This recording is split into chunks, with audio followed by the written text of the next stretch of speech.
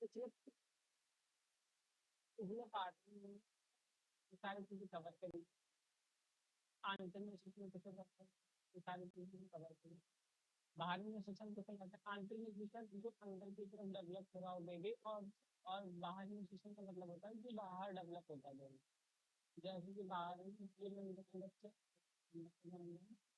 और आंतरिक निश्लेषण में जंतु आ जाते हैं, ह्यूमन आ जाते हैं, ये सारे के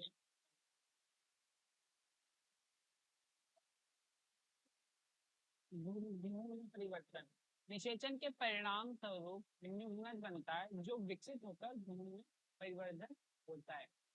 न्यूनज लगातार विभाजित होकर कोशिकाओं के गोले में बदल जाता है, तत्पश्चात कोशिकाएं समूहीकृत होने लगती हैं तथा विभिन्न ऊतकों और अंगों में परिवर्तन हो जाती है। इस विकसित हुई होती हुई संरचना भ्रूण गर्भाशय की दीवार से रोपित होकर विकसित होता है और गर्भाशय में भ्रूण का निरंतर विकास होता रहता है। धीरे धीरे विभिन्न शारीरिक अंग जैसे हाथ हो गया, पैर हो गया, ये सब और आंखें, कान इत्यादि विकसित हो जाती है।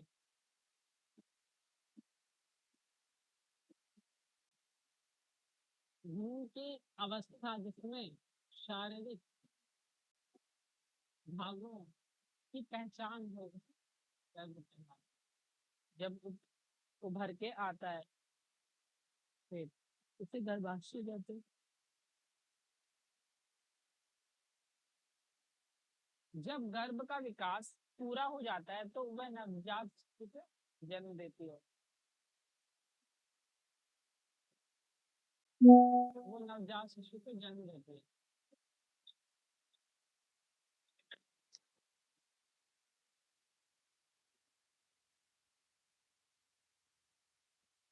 मुर्गी भी आंतरिक निषेचन होता है, मुर्गी में भी एक आंतरिक निषेचन होता है।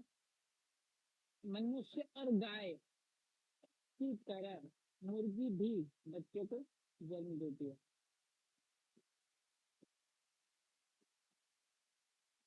और चूजे कैसे जन्म होता है, ये सारी चीजें आज की सेशन में पढ़ेंगे। तो निषेचन के फौरन बाद ही यूरिनस लगातार विभाजित होता रहता है और अंडवाहिनी के नीचे की ओर बढ़ता रहता है।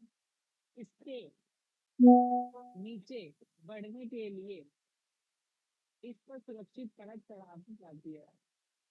मुर्गी के अंडे पर दिखाई देने वाला कठोर कवच इससे ही सुरक्षित परत, जो व्हाइट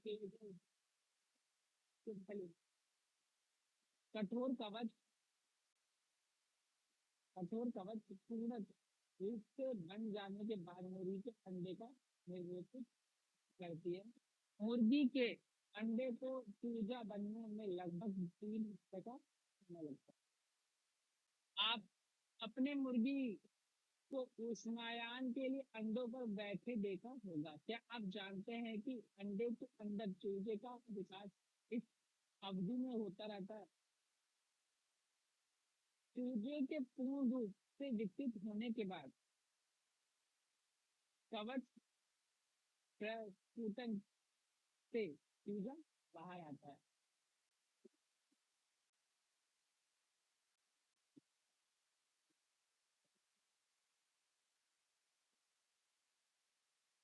ग्राम्य निषेचन बाहरी निषेचन वाले जंतु में भ्रूण का विकास और मादा के शरीर के बाहर भी होता है।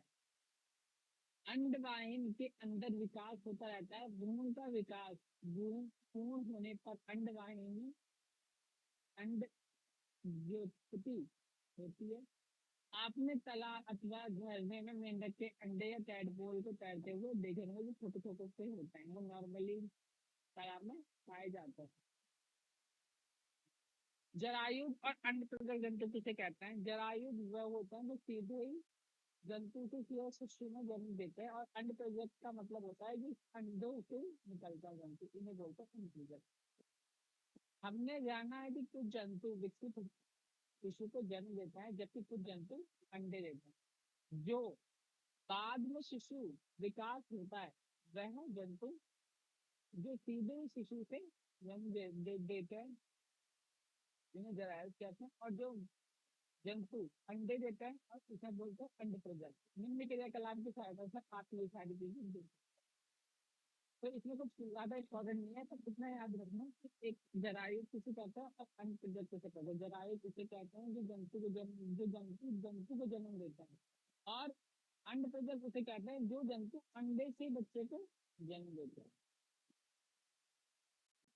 कुछ जंतुओं में अंडों का अवलोकन करना सरल है क्योंकि माँ शरीर के बाहर अंडे देती है, परंतु आप गाय, कुत्ता अथवा बिल्ली के अंडों को चूज नहीं कर सकते। इसके लिए क्योंकि वह अंडे नहीं देते, माँ पूर्ण विकास से शिशु को जन्म देते हैं। ये जरायु जंतुओं के उदाहरण है। अब आप जरायु एवं अंड प्रजनक जंतुओं में से कुछ उदाहरण देख सकते हैं। जैसे कि शिशु का वयस्क नवजात जन्म प्राणी अंडे के शीतल से निकलने प्राणी तब तक वृद्धि करते रहते हैं जब तक कि वह वयस्क नहीं हो जाते। कुछ जंतुओं में नवजात जंतु वयस्क से बिल्कुल अलग दिखाई पड़ते हैं। रेशम कीट के जीवन चक्र का स्मरण कीजिए। अंडा, लार्वा और गिल्ली क्योंकि वयस्क जिसके विषय में आप इसका चैलेंज कर चुके हैं। मेंढक इस प्रकार जंतु का अन्य उदाहरण। मेंढक ने अंडे से प्रारंभ आप करके वयस्क बनने की विभिन्न अवस्थाओं का चयन कीजिए। हम 3 स्पष्ट अवस्थाओं को चरणों को देख पाते हैं, जैसे अंडा हो गया टैडपोल, जैसे हम लार्वा बोलते हैं, वयस्क का टैडपोल वयस्क। मेंढक से विभिन्न दिखाई देते हैं, वो थोड़ा अलग दिखाई देता है। मेंढक और इससे मतलब सेम ही है दोनों चीजें, थोड़ा बहुत हल्का फुल्का अलग है। यह किसी दिन ये टैडपोल व्यासक बन जाएंगे। इसी प्रकार रेशम कीट की झिल्ली या प्यूमा व्यासक रेशम कीट से बहुत अलग दिखाई पड़ता है। व्यासक में पाए जाने वाले लक्षण नवजात नहीं पाए जाते। फिर टैडपोल अथवा झिल्ली के बाद क्या होता है, यहाँ पे देख रखा है जैसे अंडा हो गया, टैडपोल हो गया, बाद का टैडपोल हो गया, और एक व्यासक हो गया। व्यासक के तीनों मेंढक में रूपांतरित हो गया, इसको बोलते हैं।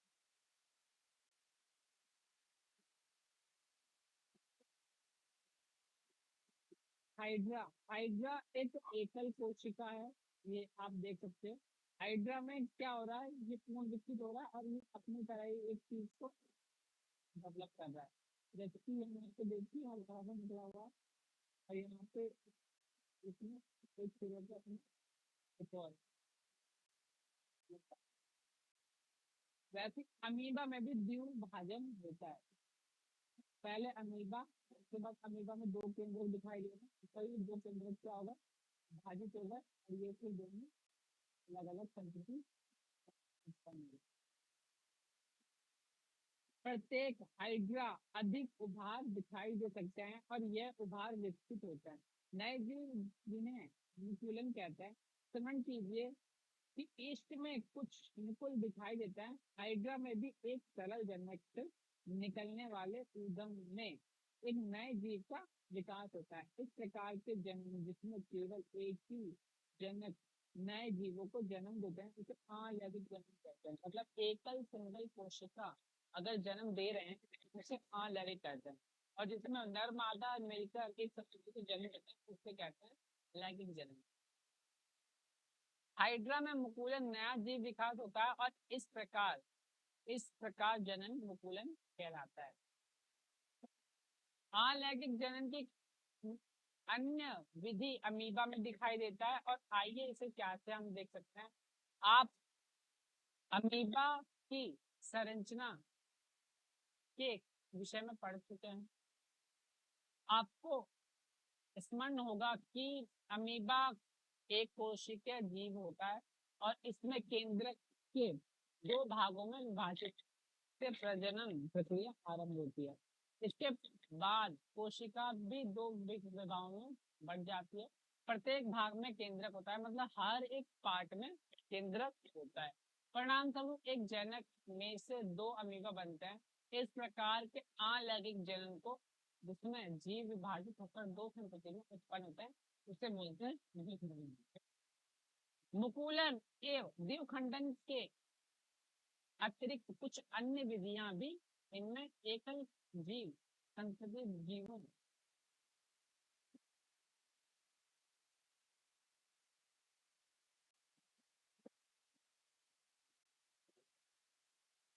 एकल जीव जीवो है। और ये चैप्टर यहाँ पर खत्म हो चुका है। अगर कोई भी आपको यहाँ पे कोई भी चीज डाउट लगती है तो आप कमेंट सेक्शन में आप अपना डाउट सॉल्व कर सकते हैं, नहीं तो मेरा नंबर है, आप उस पर भी डायरेक्ट कांटेक्ट कर सकते हैं। 7210738135, ये मेरा नंबर है। आप चाहे तो इस पर व्हाट्सएप करके अपना डाउट सॉल्व कर सकते हैं। अगर और भी चैप्टर्स की डिटेल्स चाहिए या और भी नेक्स्ट पार्ट की डिटेल्स को चाहिए नेक्स्ट चैप्टर की, तो आप मेरे चैनल को सब्सक्राइब एंड बेल आइकन पर प्रेस करना ना भूलें। तब तक के लिए जय हिंद जय भारत।